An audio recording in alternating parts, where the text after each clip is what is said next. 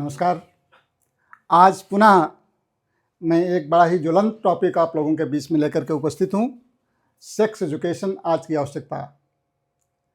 मध्यकालीन भारत ने हमारे भारतीय संस्कृति से बहुत कुछ छीना। उसी क्रम में शायद हमारी संस्कृति के एक बहुत ही अभिन्न भाग को इन लोगों ने हमसे छीन लिया। वो था कि यहाँ की वास्तविक जीवन परिचर्या जो है, इसके बारे में पूरी तरीके से यहाँ के व्यक्तित्व को, यहाँ के व्यक्तियों को, यहाँ के लोगों को न बताना। उसी में एक पार्ट है सेक्स एजुकेशन। आज अवधारणा ये है कि हमारे भारतीय समाज में जहाँ पर सेक्स की बात आती है, चूँकि हमारी शिक्षा को धर्म से जोड़ दिया गया, तो जहाँ सेक्स की बात आती है तो व्यक्ति हमेशा कहने लगता है, अरे ये तो बेकार की बात कर रहा है, ये तो बदमाशी की बात कर रहा है, ये तो जो है सामाजिक स्तर की बात ही नहीं कर रहा है।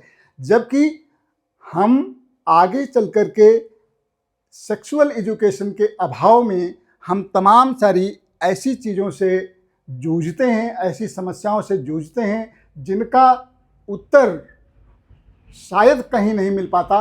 और एक नवविवाहित युगल हमेशा परेशान रहता है, उसके साथ तमाम सारी समस्याएं होती हैं।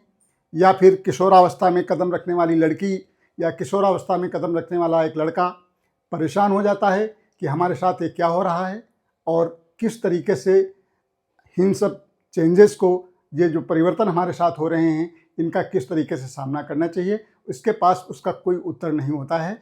तो इसीलिए आज भारतीय समाज की कुछ संस्थाओं को आगे आना चाहिए कि हम सेक्स एजुकेशन के बारे में जो फैक्ट हैं, जो उसके तथ्य हैं, वो आज के इस नव युवा पीढ़ी तक जरूर पहुंचाएं, जिससे उनको अपनी वैवाहिक जीवन में या किशोरावस्था के जीवन में किसी प्रकार की समस्या न देखनी पड़े, किसी भी प्रकार की समस्या का सामना उनको न करना पड़े। तो इसी क्रम में हमने एक प्रयास किया है कि हम कुछ वो तथ्यपरक बातें आप लोगों के बीच में रखें कि जिनसे आपको पता चलेगा कि ये सेक्स एजुकेशन इतनी आवश्यक क्यों है। तो हम मानव जीवन को लगभग 4 पार्ट में, 4 भागों में हम बांट देते हैं। पहला होता है चाइल्डहुड,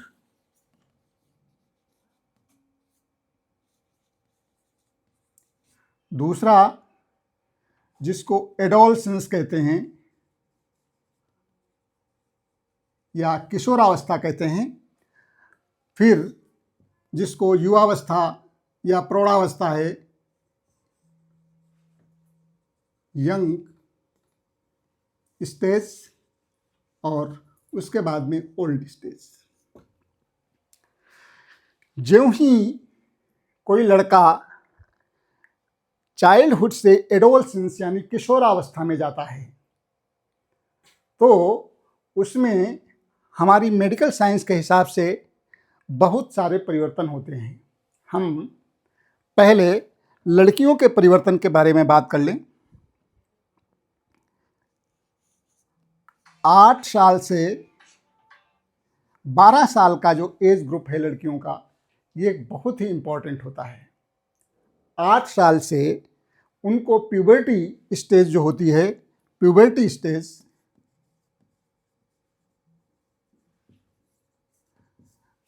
स्टेज स्टार्ट हो जाती है। सबसे पहले क्या होता है, सबसे पहले यहाँ पर ध्यान देने, क्योंकि हम एक जिम्मेदार पिता भी बनेंगे, जिम्मेदार माँ भी बनेंगे, तो हमें इन सब चीज़ों की जानकारी होनी चाहिए, जिससे हम अपने बच्चों को इसके बारे में बता सकें कि ये कोई आप विशेष बात आपके साथ नहीं हो रही है, ये सबके साथ होता है। तो इसलिए हम लोगों को इसकी जानकारी होनी चाहिए। तो 8 साल में ज्यों ही कोई लड़की कदम रखेगी, सबसे पहले जो डेवलपमेंट होता है, सबसे पहले ब्रेस्ट डेवलपमेंट होता है। ब्रेस्ट बट्स कहते हैं उनको।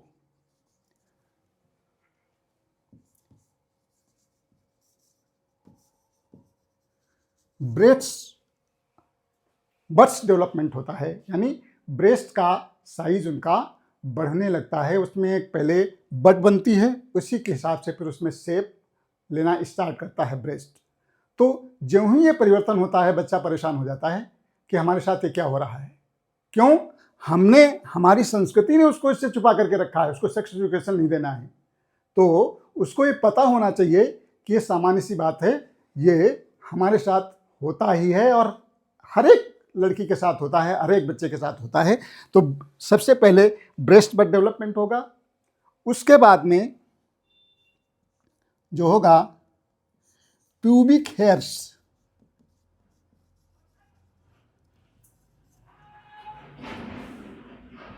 उसके बाद में उसको प्यूबिक हेयर्स, ग्रोइन रीजन में प्यूबिक हेयर्स डेवलप होंगे और अंडर आर्म जो हेयर्स हैं एक्जिला के, वो हेयर्स डेवलप होंगे। दूसरा परिवर्तन होगा, इसके बारे में भी आपको प्रिपेयर रहना है। एक जिम्मेदार पेरेंट्स होने के नाते बच्चे को समझाना है कि ऐसा इस एज में होता है, ठीक है।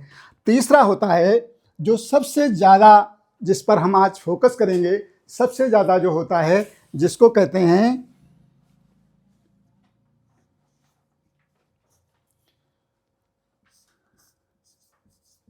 ट्रिमेंडस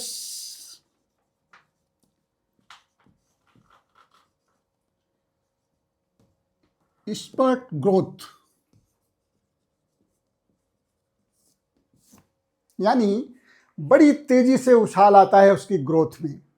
क्या होता है कि उसकी हाइट बढ़ती है, उसके मसल डेवलप होना, बहुत जल्दी से उसके मसल डेवलप होना स्टार्ट हो जाते हैं। सबसे पहले थाई मसल डेवलप होते हैं, उसके बाद में हिप मसल डेवलप होते हैं। और लड़कियों में एक अवधारणा आप लोगों के अंदर होगी, शायद आप लोग इस चीज़ को समझ नहीं रहे होंगे और बार बार सोचते हैं कि लड़कियां आखिर जो फीमेल्स होती हैं इतनी सुंदर क्यों लगती हैं, जबकि हम लोग इतने सुंदर नहीं होते हैं। क्यों? इनमें ये जो स्पर्ट डेवलपमेंट ये स्टेज होती है, इसमें स्किन के नीचे एक एक्स्ट्रा फैट लेयर डेवलप होती है जो हम लोगों में डेवलप नहीं होती है। तो उसके ज़्यादा डेवलप होने की वजह से, उनमें फैट ज़्यादा डिपॉजिट होने की वजह से उनकी स्किन ज़्यादा चमकदार होती है। और इसी की वजह से यदि कहा जाए कि एक पुरानी कहावत है कि औरतों को जाड़ा कम लगता है, तो सही बात है, क्योंकि उनके पास एक्स्ट्रा फैट लेयर एक है, उसकी वजह से उनको जाड़ा कम लगता है। तो एक थर्ड डेवलपमेंट ये हुआ। इसके बाद में जो फोर्थ लास्ट डेवलपमेंट जिसकी हम लोग बात करेंगे, और हाँ, इसी में एक तो आपका हो गया कि मसल डेवलपमेंट हुआ, उसकी हाइट बढ़ी, उसके फैट बढ़ा और ये सब डेवलपमेंट हुआ। इसके साथ में सबसे बड़ा जो चेंज आता है कि जिसके बारे में बात करना बहुत ज़रूरी है, वह है इमोशनल चेंजेस।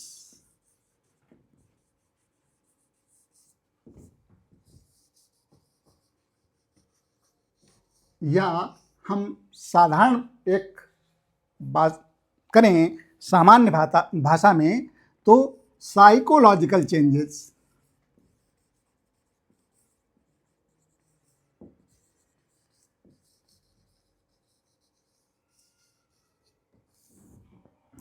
साइकोलॉजिकल चेंजेस, इसमें क्या होता है, एक्चुअली हम थोड़ा फिजियोलॉजी की ओर चलें तो देखेंगे कि जो पिट्यूटरी है, ब्रेन की पिट्यूटरी ग्लैंड जो होती है, पिट्यूटरी ग्लैंड से दो हार्मोन सिक्रेट होते हैं, LH ल्यूटिनाइजिंग हार्मोन और FSH फॉलिकुलर स्टिमुलेटिंग हार्मोन।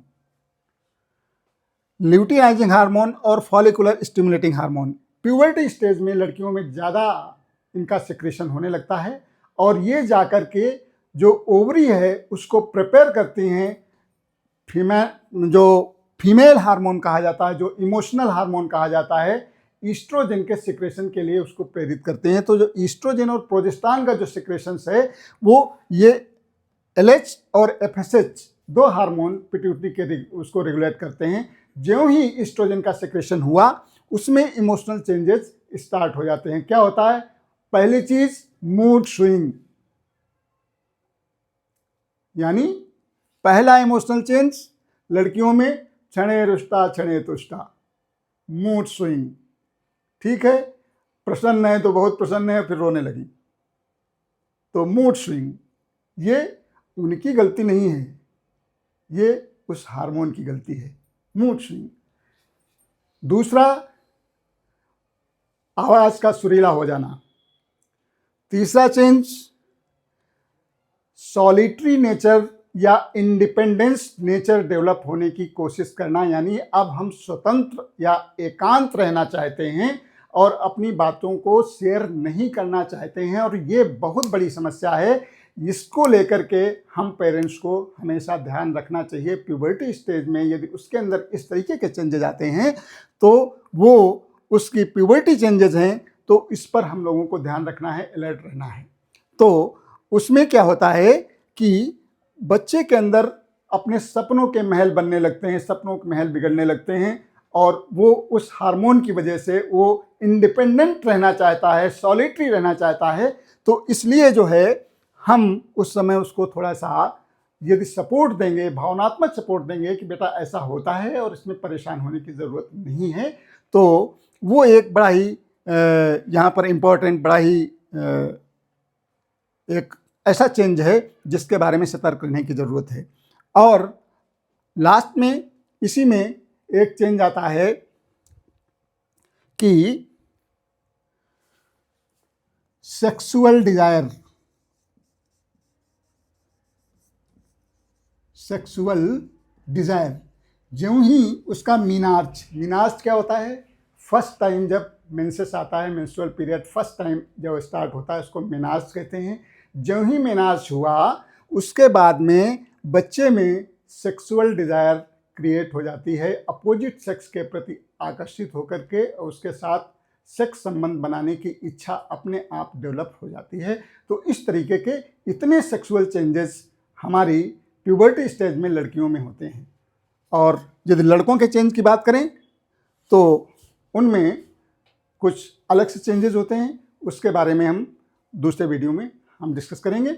और अभी हम अपने इस छोटे से वीडियो को यहीं पर समाप्त करते हैं, और लड़कों में जो प्यूबर्टी स्टेज में क्या चेंजेस होते हैं इसके बारे में हम अगले भाग में बात करेंगे। Thank you.